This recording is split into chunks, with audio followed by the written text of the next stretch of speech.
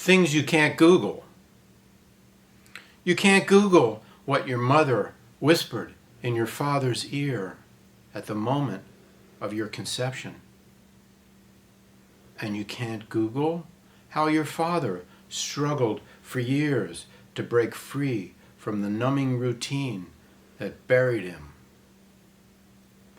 You can't Google why your mother smothered you as a child with her love, changing the course of the universe forever in a way no astronomer is able to explain. And you can't Google where the innocence of children went, or why 5-year-olds are fiercely competitive and covered with brand names from head to foot. You can't Google why you blew it with the guy or gal who meant more to you than anyone else you ever met, and who you've lost track of for decades, in spite of looking for him or her always. You're unable to Google how uneasy you are about growing old alone, no matter how many people surround you, because you can't Google why only at the moment of your passing will your loved ones look up from their screens.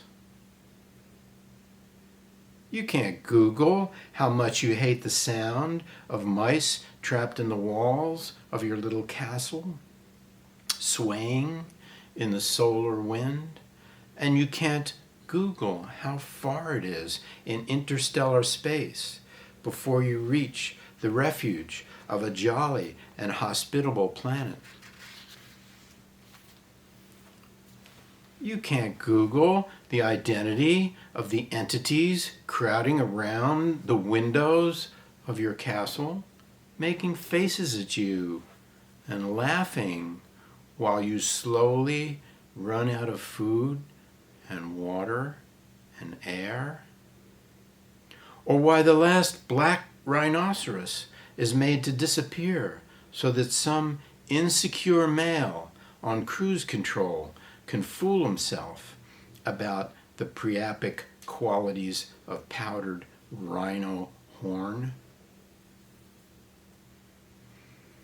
You can't Google why William Blake seeing heaven in a grain of sand has been replaced by you seeing hell in a grain of plastic. And you can't Google why poetry might be the only pure product left.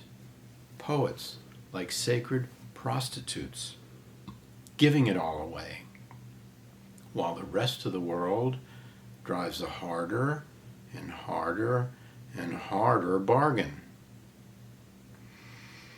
But it's also true there's no way to Google the adamantine mystery of life, why the plant realm is so helpful to us, or why monkeys in the jungle defecate with ease, while humans in cities remain hopelessly constipated.